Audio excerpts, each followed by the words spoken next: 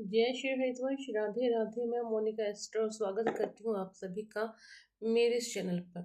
आज हम बात करने वाले हैं चंद्र ग्रहण के बारे में। देखिए, आप सभी को पता है कि आने वाले 3 मार्च 2026 को चंद्र ग्रहण लगने जा रहा है। देखिए, उसका वैसे समय काल 3 बजे से लेकर 6:47 तक का रहेगा और ये पूरे भारतवर्ष में, पूरे विश्व में आपको दिखाई देगा पूर्ण रूप से। लेकिन जो सूतक काल है वह 9 बजे से ही आरंभ हो जाएगा। तो आपको करना क्या है, अगर आपके घर में भगवान नारायण हैं, ठाकुर जी हैं, आपने शालिग्राम जी को अपने घर में स्थान दिया हुआ है या आप शिवलिंग की पूजा करते हैं, तो 9 बजे से पहले पहले ही आपने प्रातः काल में उन्हें स्नान करवा देना है और उनकी सेवा में भोग चढ़ा देना है, लगा देना है, प्रसाद आपने दे देना है।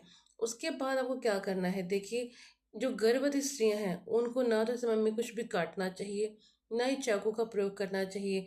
तो इस प्रकार जो स्त्रियां हैं, गर्भवती स्त्रियां हैं, उनको इस समय में एक जो नारियल होता है उसके ऊपर सूत का धागा बांध कर उसको रख के अपने समकक्ष उन्हें इस समय में जाप और पूजा पाठ करना चाहिए। वो गायत्री मंत्र भी कर सकती हैं, महामृत्युंजय का मंत्र भी कर सकती हैं।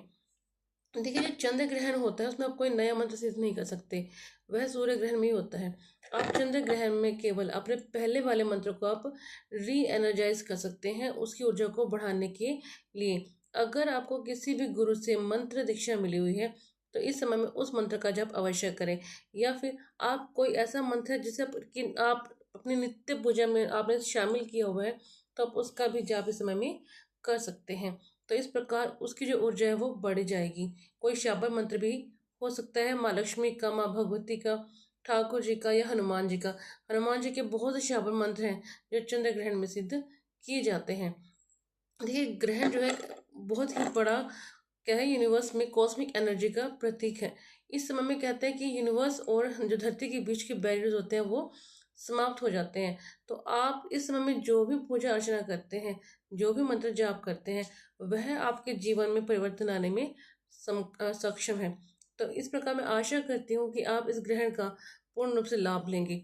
आप इसमें दान भी कर सकते हैं, आप किसी भी प्रकार का दान भी इस समय में कर सकते हैं। आप सत्यनारायण दान कर सकते हैं।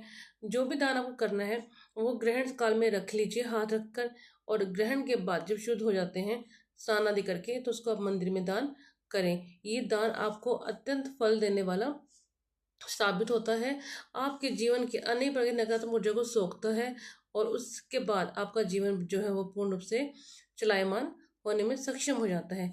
देखिए, इस ग्रहण काल में जो भी जब तप दान है वह 1000 गुना होकर फलित होता है। तो इस समय में आपको जप तप दान तीनों चीजें करनी चाहिए। ग्रहण काल में अगर आप किसी तीर्थ में खड़े होकर जाप करते हैं तो वह मंत्र अपने आप ही सिद्ध हो जाता है। यह शास्त्र विदित है। अगर आप किसी तीर्थ स्थल में नहीं जा सकते तो आप बेल पत्र के नीचे बैठकर किसी मंत्र का जाप करिए, तो वह भी श्री सूक्त कीजिए, सिद्ध कुंजिका कीजिए, कोई भी विष्णु सहस्त्र नाम, गोपाल सहस्त्र नाम भी आप इस समय में कर सकते हैं।